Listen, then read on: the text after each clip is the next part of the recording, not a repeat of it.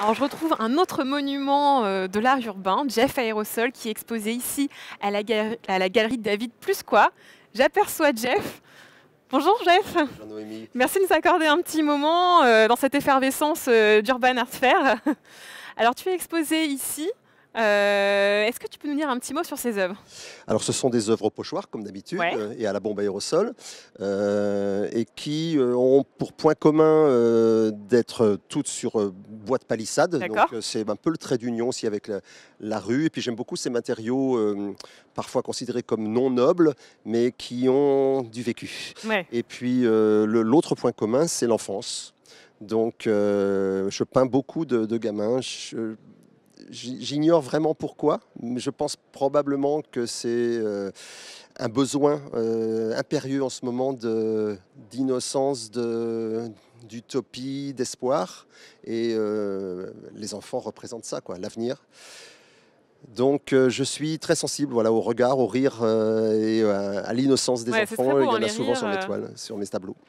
Et est-ce que pour toi la démarche est différente de peindre directement dans la rue ou de peindre en ayant en tête que ça va être exposé dans une galerie?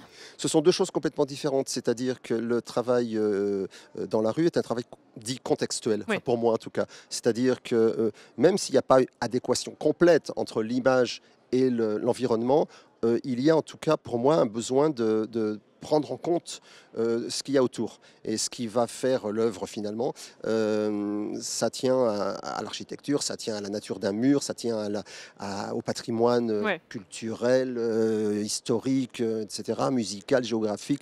Et donc, dans la rue, c'est un travail particulier et je ne peins pas ce genre de choses dans la rue. D'accord. La plupart du temps, je fais des personnages grandeur nature qui sont à l'échelle 1, debout, assis, enfin qui sont comme des passants, comme l'ombre ou le miroir des passants.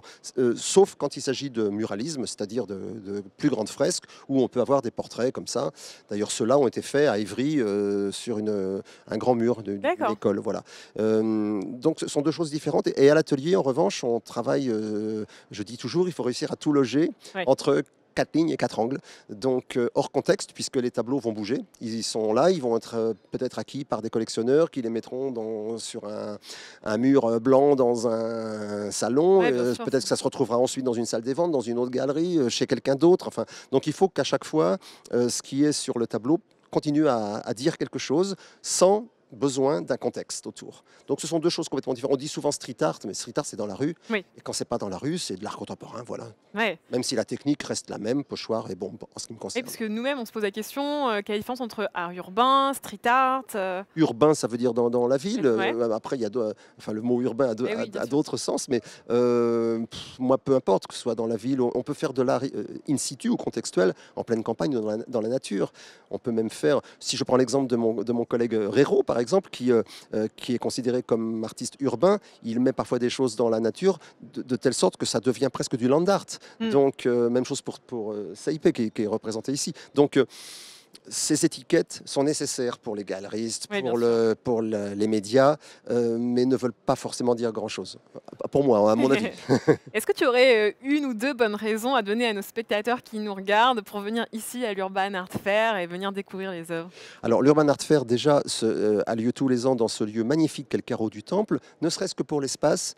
Déjà, il faut venir. Ensuite, c'est quand même un éventail assez large de ce qu'on appelle ce courant d'art urbain. Et je pense que les gens qui s'intéressent à l'abstraction, ils trouveront leur compte, à la figuration, ils trouveront leur compte, à l'hyperréalisme, ils trouveront leur compte, au volume, ils trouveront leur compte aussi. Donc, sous ce vocable art urbain, on a en fait une multitude de mouvements ou d'artistes apparentés ou inspirés par différents mouvements dans l'histoire de l'art. Ce n'est pas un mouvement, l'art Oui. urbain, c'est plus un phénomène. Et donc ici, on peut voir tellement de choses que chacun y trouvera son compte forcément. Eh ben super, merci beaucoup Jeff Aérosol de nous Merci à accorder vous. un peu de temps. À très bientôt, bonne Merci, à continuation. bientôt. Merci.